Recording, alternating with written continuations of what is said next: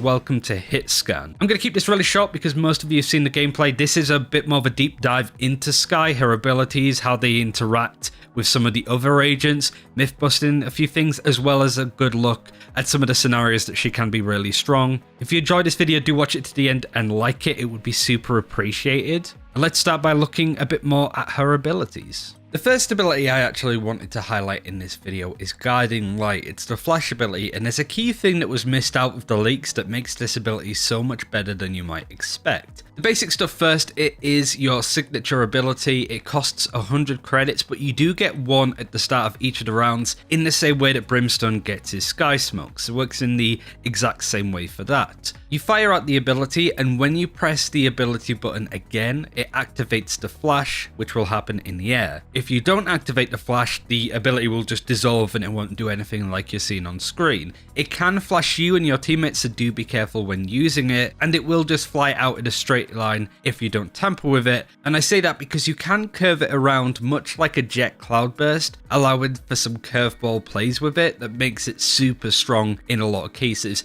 You can also move whilst you're guiding it too, so not completely flat-footed when using this ability. And the enemies can destroy it too. The key thing is this. Here's the sound that the flash makes when you don't hit an enemy. Now this is the sound it makes when you do flash an enemy. Blinded. That's pretty big, right? If you flash an enemy, you get an audio cue telling you that you hit somebody. That's super strong, not only for actually jumping on an enemy to get the kill, but also to get intel. Imagine, let's say, Breach here flashes down B long on bind, and you get a sound cue letting you know that you hit someone. That is super key intel, and one of the reasons why I think that Skye might be a really solid pick in the future. It's so strong. In regards to interactions with other abilities in the game, it can't be stunned, mollies don't do any damage for it, it can't be reconned or spotted by any form of utility there, and it doesn't break stuff like tripwires. Some abilities can destroy it, such as a raised blast pack or a shock bolt, but weirdly enough, some ultimates don't destroy it, like the orbital strike like I'm showing you. That might be just an inconsistency thing, but yeah, the fact that you could flash out of an enemy Brimstone's ultimate is a bit odd. It's the same interaction when you're flashing within smokes as other flashes, and as a quick myth busting, it doesn't trigger cyber cages at all, so you could use them to your advantage too if you want to push aggressively. The second ability to talk about is Trailblazer. This is how it looks when you're in the form, works the same as an owl drone. It lasts about 6 seconds, so it's a lot shorter. You're nearsighted whilst you're doing this too, but you do have a left click ability which is Leap. You leap at the target, which does 30 damage, so it's not an awful lot, and it stuns the character in the same way as a Breach stun would. That stun lasts about 5 seconds or so, and this is what it looks like. It also reduces the fire rate much like a normal Breach or Cypher Tripwire stun would do in the same way. It can be destroyed, it doesn't have too much health, but as a key thing, when you use your ability to leap, regardless if you use it at the start, the ability will end whether you hit an enemy or not. So it's key to know that. The ability can be stunned by a Breach or another Skye's Trailblazer as an example. The ability can be destroyed by most if not all damage dealing abilities including ultimates. The ability can be reconned for the most part. A Cypher Cam will pick it up, an Owl Drone, a Silver Recon, and it will trip up tripwires in the same way that an Owl Drone would do.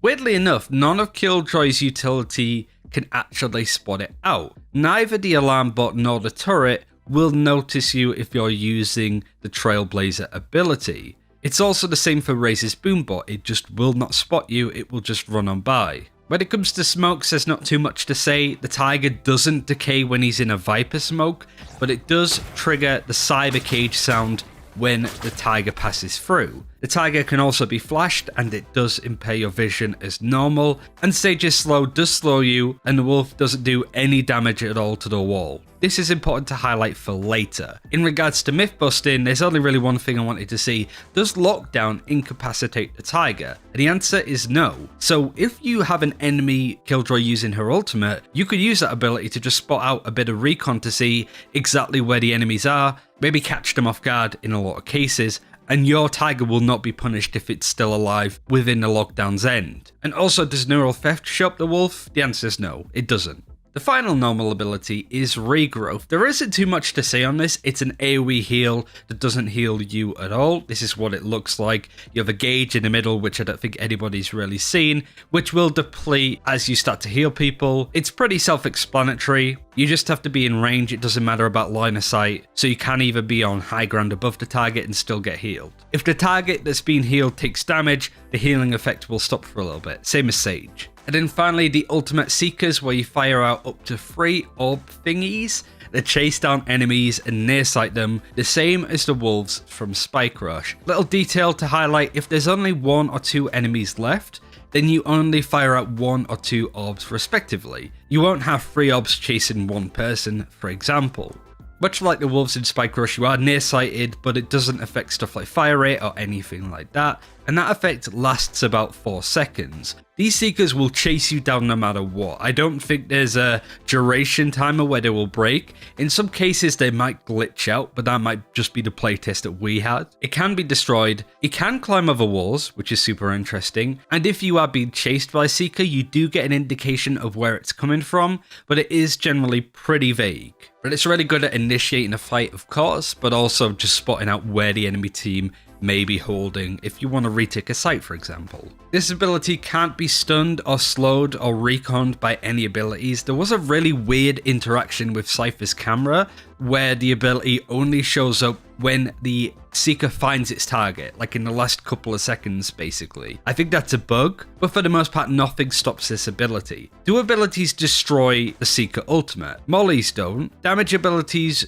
including ultimates, do, such as Orbital Strike or a couple of blast packs if you can get hits in on there. The Cyber Cages trigger with it? No, it just passes through without any sound. The Smokes bamboozle it? No, it just finds its target. The Blinds bamboozle it? No, just finds its target. Does Lockdown bamboozle it? The answer is no, it will just carry on like normal. If you're an Omen and you use your ultimate to teleport somewhere else, does that bamboozle it? The answer again is no. Does Phoenix ult bamboozle it if you run away from it and then go back? No, but we glitched it out in this test, but it shouldn't, right? Does the Sage slow bamboozle it or slow it? The answer is no. Does the Sage wall stop it? No, it actually breaks the wall. It does a little bit of damage until it finds its target. You can kite it around to stop it from going through straight away, but yeah, it will just go through a Sage wall, which is pretty crazy. And does Viper's ult bamboozle it at all? The answer again is no. It will find its target no matter what. It will find a way to you unless you destroy it or you just glitch it out in some cases,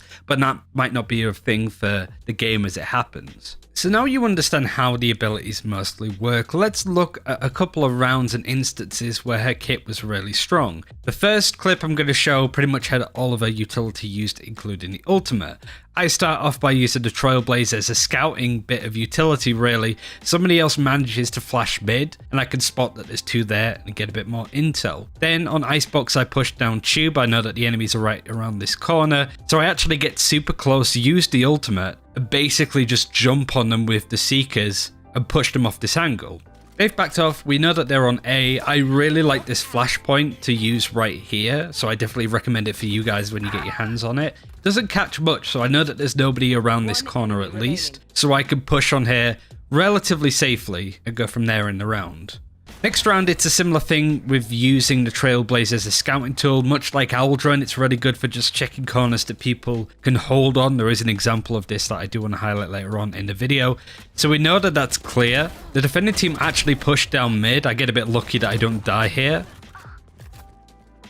But then using the flash ability, more so to just see if there's more people coming around this corner. But this is why this ability is so strong. I flash on the other side of the tube and it catches somebody.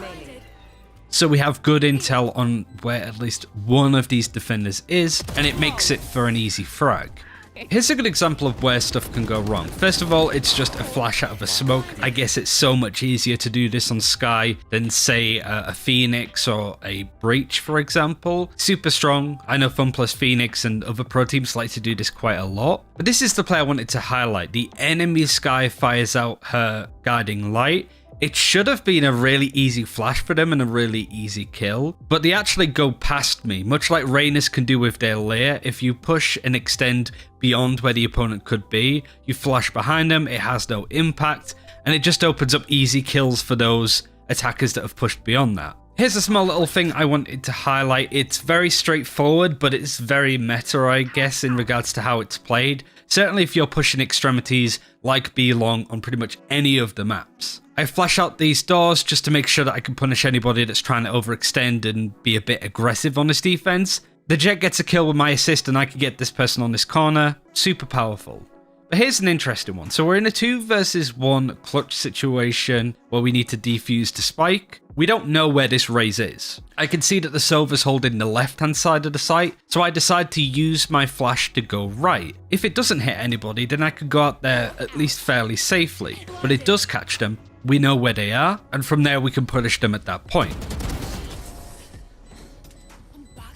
And the final round that I wanted to highlight, it starts off with this flash, again another really good one. Just as you come out from a corner is a really nice place to flash with these abilities. It doesn't catch anybody, so the main area of this map is fairly safe. Somebody said that they're behind this big yellow box, so I actually flash around this corner. It does hit them, but instead of pushing on that corner where they're expecting it, I just wrap around to get a nice little frag, and the rest is fairly straightforward. So those are the abilities, how they work, general interactions, and just a few in scenario situations where her kit is really good and you can see exactly where she can be really powerful. She's not quite as good as Silver and Breach in their own specific roles as initiators, Breach being an absolute stun bot and being able to just punish people with that, and Silver being able to get so much intel and also just put out a little bit of sharp damage too. Skye is the hybrid between the two. She could do both of those areas, but just not as well as both those agents.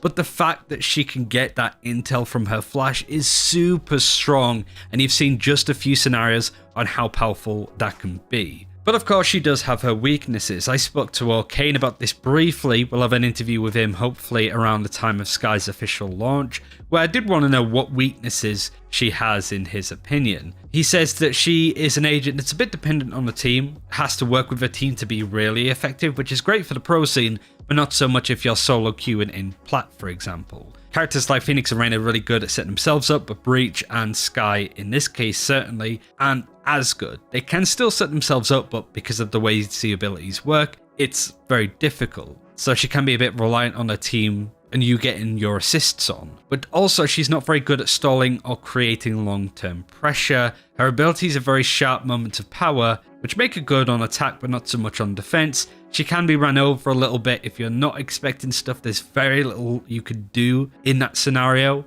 So if you do get rushed, there is very little that you can do. I think she's a great addition. I think she will contest Silver on certain maps like Split where Silver isn't played as much. She might come in. I'm really excited to see pro players and those that really push the skill ceiling of her to its extent, because she is so much to play. It's super rewarding when you hear that call from the bird when you flash somebody, and all of her utility is super strong. The heal honestly is not a big deal. I think I used it about 5 times in total. You really use it when you put the spike down. You want to heal everybody up as you go into the post-plant situation. That's really the only time that I got to use it, to be honest. So that aspect of a kit isn't strong. She seems really balanced. I'm excited to see what people say when they get to try it out, which again is going to be in a couple of weeks' time, unfortunately. For Icebox, we'll save our impressions maybe for another video. You've seen some of the gameplay in the background. Generally, I think it's a pretty good map. I really like the design and stuff. The A site and A main is a bit of a mess with all of the high grounded zip lines. I will assume that people will not enjoy that as much, but the B site and mid are super cool to play around. I think most people will like this map or they'll really dislike it. Nothing in between. But that's everything I wanted to go over in this video. Thank you very much for watching. Like and subscribe if you haven't already. We've got more content coming from this, including a look at the battle pass if you're curious. So keep an eye out for that. Take care. We'll see you then.